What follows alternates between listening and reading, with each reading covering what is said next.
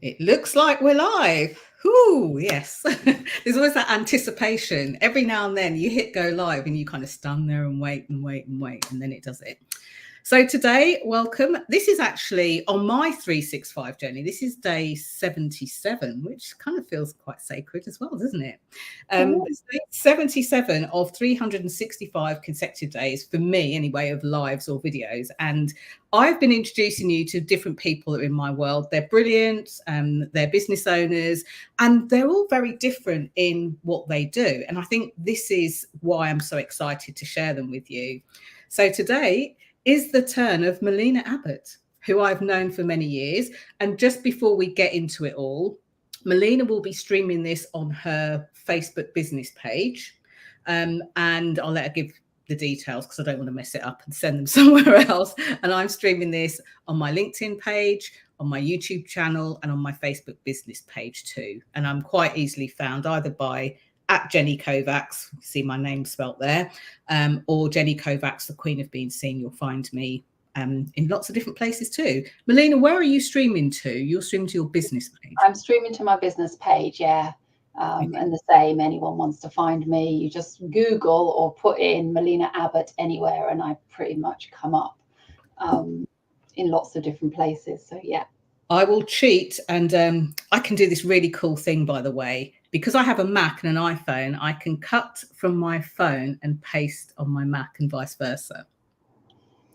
So now I've said that, I'll struggle to do it. But whilst we're talking, I'll put the link to your Facebook page in here as well so people can find you over there too. So where to start, Melina? Me and Melina go back a long way, from me doing some of her earlier selling courses, really. I remember, I think in 2013 at least, I remember doing an online course with you. And every time, even though the calls were at different times of the evening and a couple of different days of the week, every time you started to speak, a little fox would appear at my window in my house, which was really odd. If it had been like Tuesday, 7:30 every week, I'd get that. But remember, sometimes those days change. So I thought that was really magical and a nice symbol and a nice sign.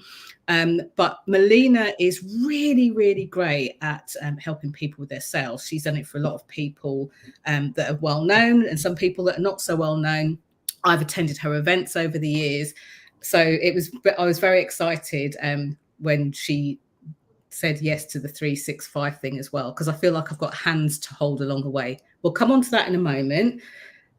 Melina, do you want to just say hello to everyone and tell them a little bit about what you do in a better way than I did? Yeah, so I've been in business for 20 years. It's actually my 20th anniversary this month.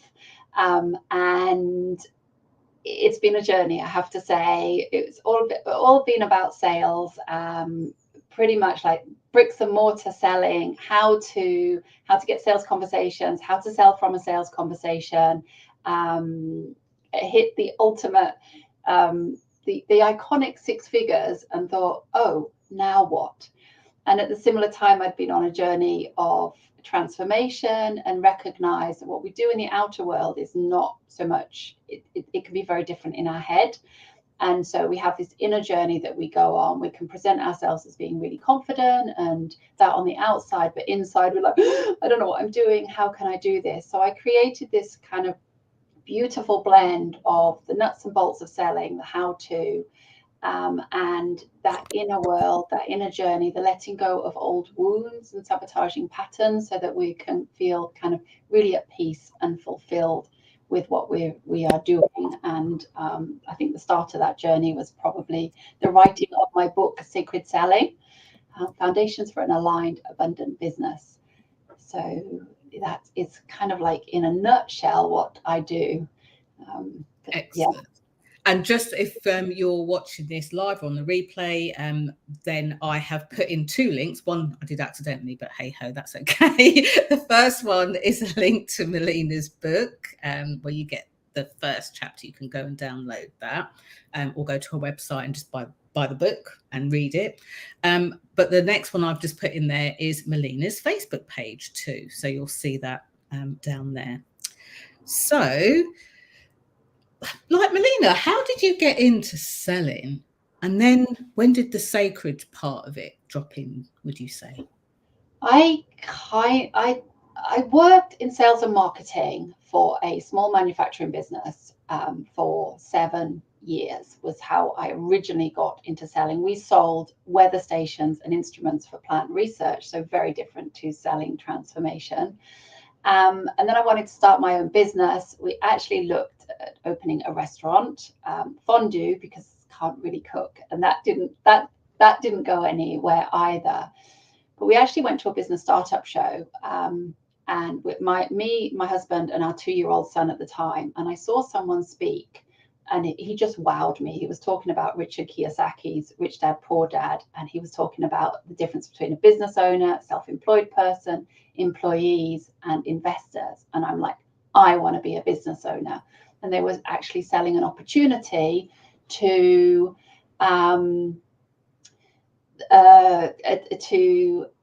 sorry, I just get distracted when you come in and out. I just noticed Sorry. that. It's fine. They were selling an opportunity to join them and become an accredited business consultant. So I became a business consultant, marketing, selling. People were wowed. It was like, everybody needs to know this stuff for small businesses, because the marketing we're often taught is like for big brands that don't work. And so I started to sell really easily, really quickly. Within 8 weeks, working full time, I'd taken on my first client. And then I noticed this kind of like, I would go out and get clients and then kind of like sit back and relax, go out and get clients and sit back and relax. And that was kind of at the same time, or I started on a transformational journey, and brought in that more of the inner work into the selling process, less of the nuts and bolts. And I just kind of keep following the threads. I mean, if I look back, various opportunities that presented themselves to me, I'd go, oh, sounds exciting, and follow it. So there's never been, I didn't wake up one morning and think, I want to be a sales consultant or anything like that. And then people would approach me to do their sales, and that would work really well. And then, I would just have this natural ability to be able to sell and help others with their sales. I think most people say about me, it's like I make it feel easy. A lot of people will come, they'll have a coaching session, and it's like a weight has been lifted off their shoulders, because I can kind of break it down and make it like I would say, the simplest route to cash in the bank. So not very kind of sacred, yet at the same time, it's kind of, that kind of dance between that inner intuition about this is where to go, with the actual practical nuts and bolts, I think. Yeah, it's an interesting dance, isn't it? And I think what I like about what you're talking about there and what you do is that there are the practical nuts and bolts, and then there's the sacred side. I always say it's great to plan and leave a little bit of room for the magic as well. And I think knowing how to do that is definitely an art form. It's a skill, isn't it?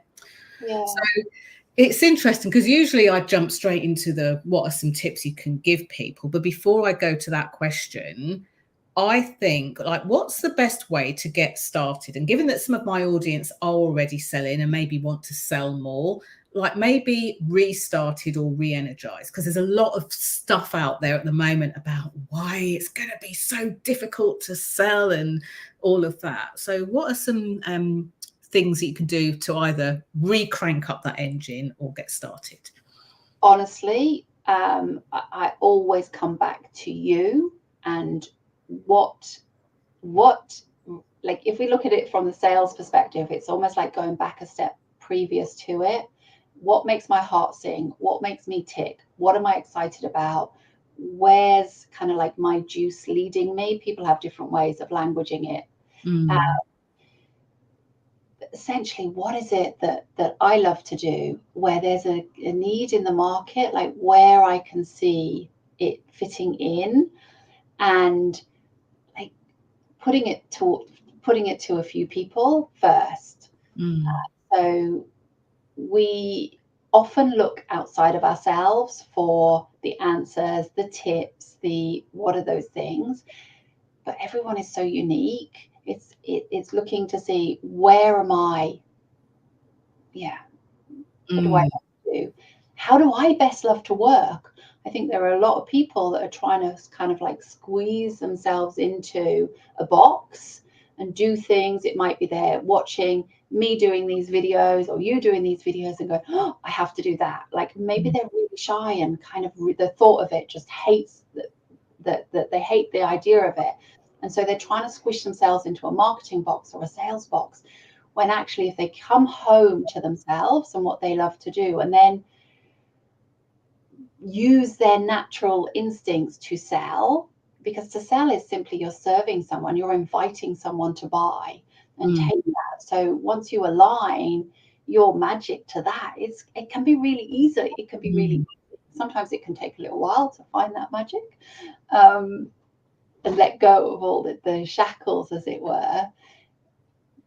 But that would be what I would kind of sort of say. It's like, where is the magic, and where's that bridge to those people? What's the, not even what the easiest way, where's that alignment piece? Foremost.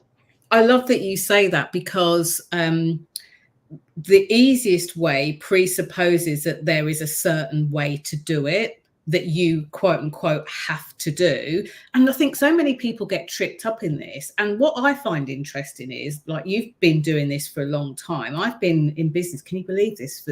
I'm going into my 15th year now. I still think, oh my gosh, I've got a teenage business baby. And the thing is, people will often either, well, when I ask them, well, what do you really want to do? They'll say, oh, well, I'd like to do so and so, but I have to do this, this, and this. And it's like, says who? So there's this presupposition that you have to, when you're a business owner anyway, you have to do something in a certain way.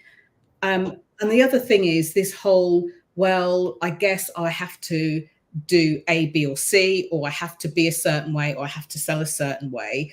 Actually, you're right. It takes you so far away from who you really are. And it saddens me sometimes how difficult people find it to find who they are in themselves. I see it conversely when they show up to be visible. They think, I have to look a certain way, I have to sound a certain way, I sell this, so I sell it on the internet, so I have to do this, when actually all of it works and none of it works. It depends on the person, doesn't it? It depends on you. Yeah, and I just seem to be able to find that kind of like that magic of what would make something pop. So there's not that many strategies for selling. There aren't that many strategies for marketing, if we're honest. Like marketing at its core, like is a conversation. And yet it's like there's a way of making cakes. And yet if you Google cake recipes, I Google recipes quite a lot. Apple cake, healthy apple cake. You come up with hundreds, so you can do it any which way. And sometimes it's about experimenting and seeing kind of what works and how I call it around navigating. It's like that essence of you and bringing that into your business and into your sales. And so long as you have the kind of core ingredients, which is asking people to buy, like a lot of newbies tend not to say, this is what it is, this is how much it is, would you like it? They miss out that final piece. Or they don't ask it enough. And so if you do it that way and then use that, like what I call the icing on the cake, to put your flavor, your flair into it, because that's what people buy, especially if you're selling like transformation or something. They're buying your essence. But even if you're buying products, I buy products because I like the ethos behind the company. So you're still selling yourself, values and that side of it. Whereas we can get, I have to do it this way. It's like, no, who says? Sometimes we know we need to do a certain thing. We really don't want to. And we know it's the next level of our growth. So it doesn't mean we're never going to be feeling uncomfortable or anything. It just means that we're not like trying to squish ourselves into a box that really doesn't fit. There are so many ways that we can do it. In terms of the work that you do, yes, if you have a business, whether you're a one person band business, I keep going to say one man band, but of course, you know, if you're a one person business, or you are perhaps a company founder with lots of different people kind of out there that you're selling to. Oh, I just disappeared. That's a first. I just want to make sure. Are you still there? Am I still there?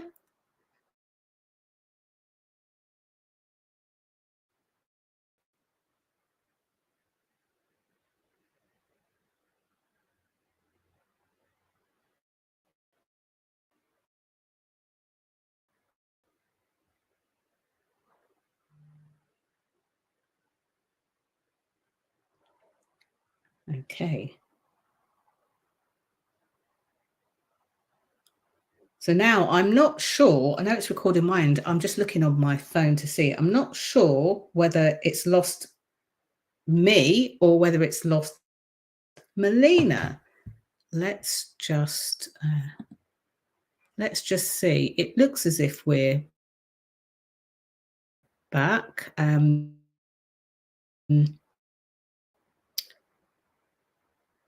How cool. Can you just type in the box yes, so that I know? I will keep talking anyway, because as the recording comes back, it'll be really weird if I'm just sat there looking around at the screen.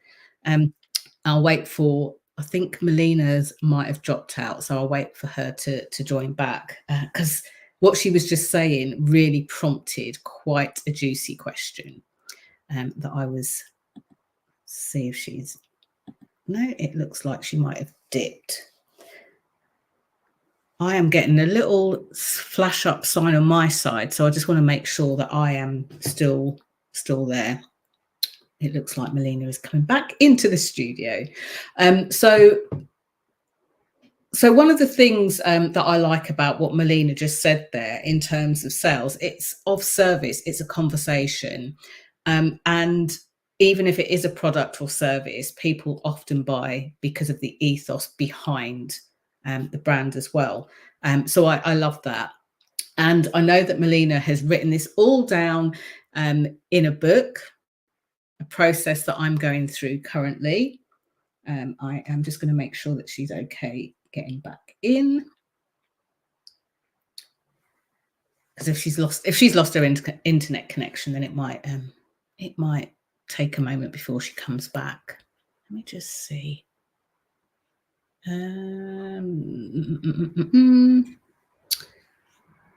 So I will continue to chat to you until she comes back in. So I was going to say something then, and it's completely gone out of my head.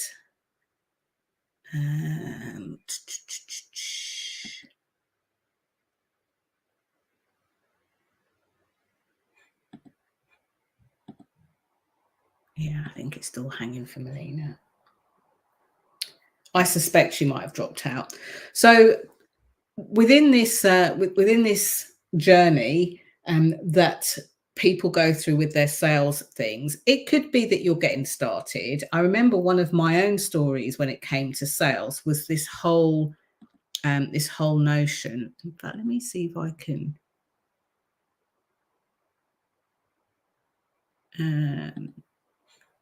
Yes, hopefully she'll be able to click on the link and come back in. One of the things that I found at the start of my business journey, and as I was saying in the interview, that I'm going into my 15th year soon.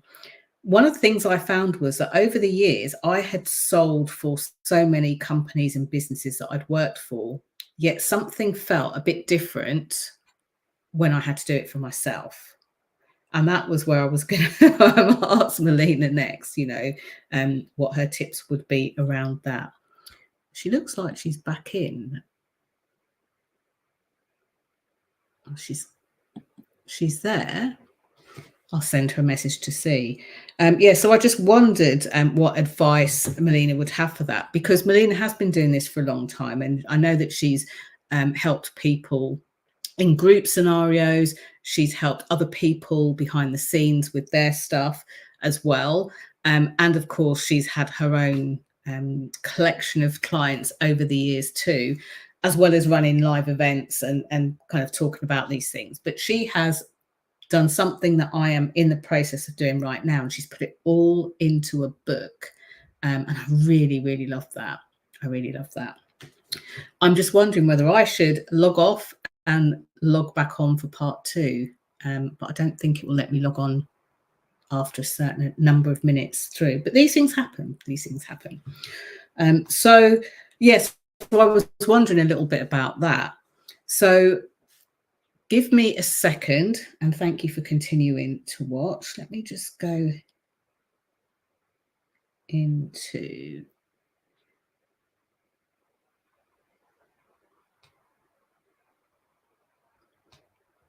And if not, we'll start another one. If not, we'll start a stream, a part 2 Meet Melina. I can see her.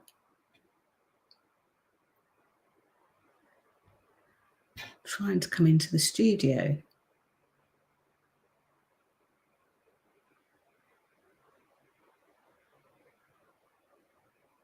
There she is. There you go. Hello, hello.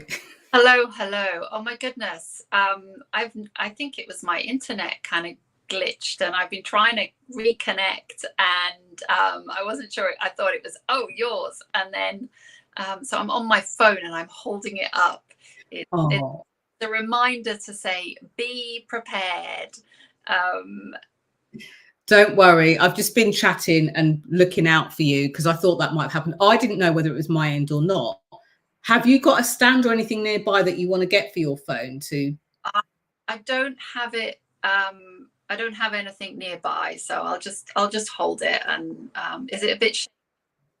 No, it's fine. I'm just thinking of you having to hold that while you do it, because I can put you in the studio while you go and get that and all of that kind of stuff too. Let me take it. There you go. That just came. I tried a different. Yeah, I was going to say your other one's trying to come back in now as well from your laptop. I need to pick one of you because if I've just... There you go.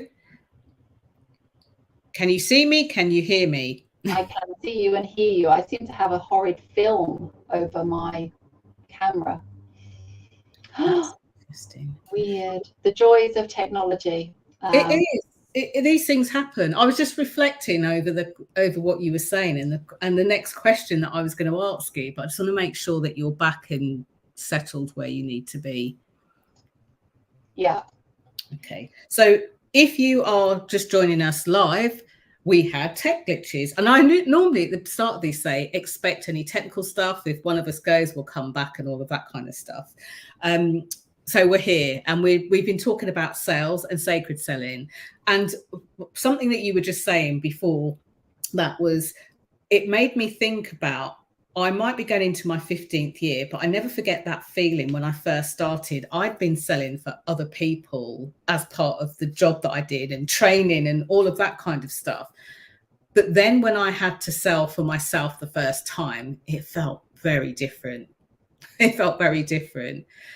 So I wondered what tips and techniques or anything that you could share for people if they either are at the start of selling themselves, or even if they hit a bump in the road maybe and think, oh, I just need to get on and do this. What would you share with them? Well, the first thing, if you struggle to sell yourself, it's almost that you want to create a product or a service. Like you're selling the business, you're not kind of selling yourself. So treat it as you would like a business rather than selling yourself. And the one thing that I see, I see the sales journey as a healing journey. And if you're really struggling to kind of sell yourself, if you feel really awkward, that's a message that there's something to pay attention to. So you kind of like use that process to heal the wounds that come up, and to to detach, to use it to heal, to kind of like see what's going on and learn the lessons. Like if people download the chapter 1, there's a beautiful process I talk about there that can let go of when you're feeling frustration, angst, like any fears. It you do this process, and it can let go of all of that side of it. So that would be one of the things I would say. And it's if you're struggling, it's like, personally I journal, but whatever it is that you do, it's like to look at it pragmatically and go, okay, what's really going on here? What are those things? Maybe get some coaching around it to explore, because it might be something that you're selling just needs tweaking slightly. It might be something in your program that needs to shift. If you're doing one-on-one work, then, and you're feeling overwhelmed, you're not going to want to sell more of them, because it's like, oh, I've got to get on a call with someone, and so that will impact your sales. So it comes back to that alignment again, and where is that magic and all of that. And sometimes it just is like putting your bum in the seat, like you would do with any sales training, like with any training, like fitness. It's like, I don't feel like doing this today, but you're going to do it anyway, kind of thing. Yeah, I so get that. That makes so much sense. Talking of books, I was going to say, well, you've literally written the book on sacred selling. Do you want to tell us a bit about that book and the different ways people can get access to it? They can buy a copy from my website, or online booksellers, Amazon have it in stock. Or they can get chapter 1 for free over on my website as well. So, and I think you posted the link earlier to do that. So that has the process in, and I highly recommend it because it is amazing. In fact, I've been diving into it recently because I've got a couple of talks coming up. So it's like, how did I word this in sacred selling? And as I'm going through it, it's still as relevant now as it was when I wrote it 3 years ago. I'm just putting the link in now to Melina's book. Oh, and I've got a typo in there. Sorry, I was trying to do that so fast. I've called you Melinka instead of that. The beauty of having a relatively unusual name is you Google me and you can find the links to it. I sometimes, when I'm searching for other people who are in business, it's like they make it so hard to find, and I'm like, okay, they're being visible. Right, I'm doing it again because I'm a perfectionist today. Melina's book. There you go. So you'll see that on YouTube, on Facebook. I don't know if it will show in your stream as well, but if not, we can add it afterwards. I'll add it after. That's fine. I can do it easily. Excellent. There was something else I wanted to ask you, and that was around this notion. I've alluded to it. I've been calling it 365 days of video, and there's a few of us that decided that we're all just going to go for it, and we're doing it in very different ways. Some people are only doing it on weekdays. Some people are doing it when they can. Some people will add to their days after the year is finished. We're doing it in lots of different ways, and you said yes to doing that. Do you want to talk to people about what had you decide that you were going to do that for yourself? I absolutely do, because that was quite a process. So someone, I saw you done it last year, and I think I was one of the people that saw it like really late on. And I just, at that time, I'm like, wow, that's amazing, and completely bonkers. I honestly thought you were bonkers. I would never want to do that and could never do that. And then when it was shared, I'm thinking of doing this, who's in? I saw it and thought, oh, I think I need to do that. Like, it didn't make any sense. Video is not my preferred way. Writing is. And yet there was still something in it that said, I think you need to do this, Melina. And my reasoning was, like 3 or 4 years ago in a transformational retreat, I made a commitment to being seen and being fully seen. Because in business, well, in anyone, I think there's the face we portray to the world, and then there's what's going on inside. And they can be very different. I think I shared it earlier on. And so for me, there was this fear of showing up on video. I had all of these rules. You would always say you don't have to wear makeup, you just need a phone and yourself. And I would take out like hours getting ready, even though it's like, no, I don't have to wear makeup, but I don't feel comfortable if I didn't. So I had all of these internal dramas, and I thought, if I'm going to show up live for 365 days of a year, there is no way I'm going to put makeup on every single day. There is no way that it's going to have to be polished and really great content and all of this. For me, it was about showing up in the real and having that commitment and consistency, because I know I can do 10 days, I can do 5 days, I can do 30 days of anything, because it's like, that's going to end. But 365 days, I didn't know if I could do what. And I think I said to you before, what if I'm ill? And you had been ill. And they're becoming easier. I'm experimenting. This is the first time I've used this streaming software, and apart from a few glitches, it's like, why haven't I tried this before thing? And so it was a real chance for me to both experiment, be consistent, find my edge, which is something else you've spoken about, and show up wherever, and let go of this idea that, like, one of my core wounds is people will leave and they won't love me if they know who I really am. So we all have like a wound that we're afraid of. And so I figured, well, if people still like it regardless, then brilliant. So that was why I did it. And of course, and it will grow my business. There was that.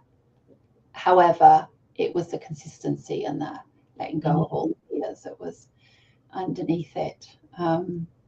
And this didn't have like, when I've done any promotional campaigns and anything in business, the most successful ones have always been those where I've thought, I don't know how this is going to work out, but I'm going to have fun trying it. As soon as I try and rinse and repeat, it seems to flop for me. I'm not saying that for everyone.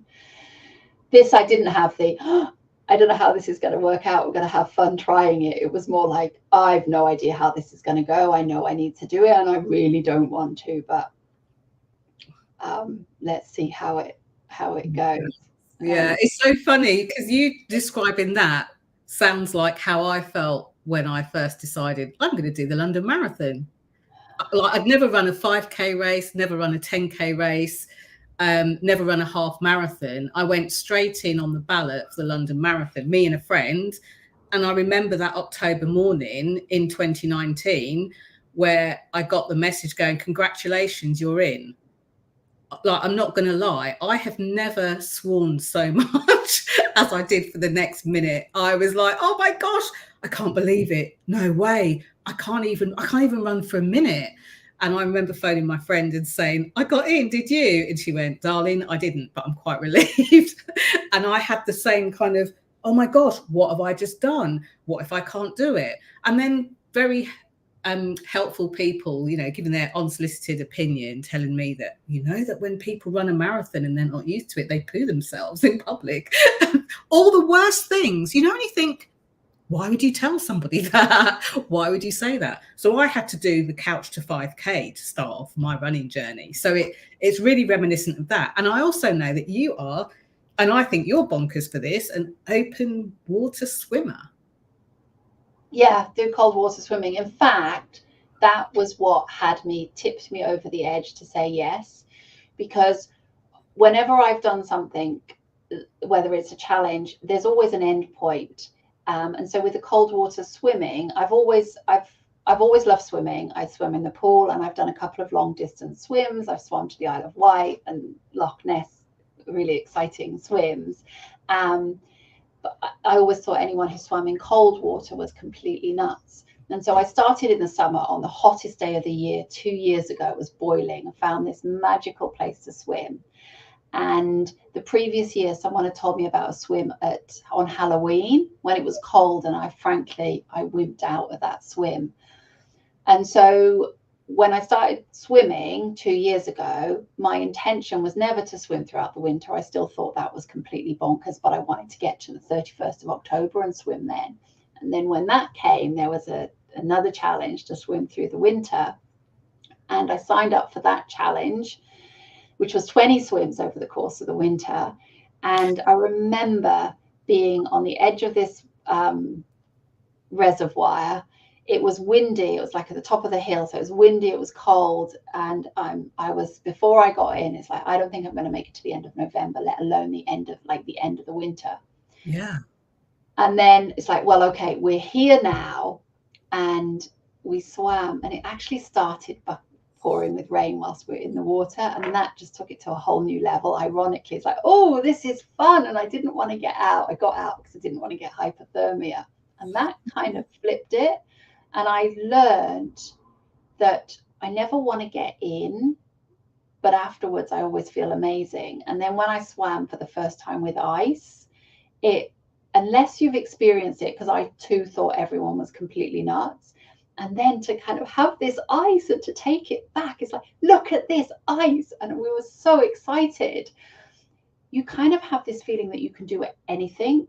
And so I connected that with it's like, well, if I can do that, and I never thought I could, and you actually suggested that, then that's what made me say yes, because I thought, well, if I don't do it, it's not the end of the world, because also that can come up as well, think, oh, I failed. And yet maybe that's something else to let go of if you don't do one or two and all of that side of it. So yeah, it was it wasn't just a yes, I'm going to do that. There was this whole idea. And what are we on? I'm on day 77. I did miss one day, and one pre-scheduled thing didn't post, but I decided we were going to stick to the 77 because with everyone else, it was what I thought. So, it's honestly, it's such a journey, and having done it already once, I thought surely it's going to feel easier the second time. My criteria was different though. I think people don't realize that, every day on LinkedIn with the thought, and this is kind of the visibility part of this, I think the thought for a lot of people is, oh gosh, people are going to get sick and tired of seeing me, they're going to cancel me, they're going to mute me, they're going to be like, oh, here she is again, I'm going to be too much for them. And the irony is, with any form of visibility, whether it's video, whether it's speaking, whether it's kind of putting ourselves out there, raising our profile, whether it's done corporately or entrepreneurially, there always be reasons that we find within ourselves to either do something or to not do something. And weirdly, they're usually the same. It's like a different side of the same stick. So I'm really grateful that you did, because I really like, for all the people that said, yeah, let's do this, and I think for anyone watching this part, especially, this was not a program that I put together. I really have resistance to when people, even if it was a program where people say, oh, and just put hashtag Jenny Kovacs in it, or hashtag visibility vibes or something, because I really feel like that takes away from the person. It's not as honoring to them. The best way that I can honor them is to love them through it and support them and all of that kind of stuff. So I don't want anyone to look at this and think, oh, that's an easy decision to make. And if you're inspired by it, then go for it. Something that I've just done recently, and I've only just started talking about it, is the High Impact Visibility Club, because there's a school of thought where people are putting themselves out there on video. And then there's the school of thought where people are just being visible in the way that they want to anyway, or deep.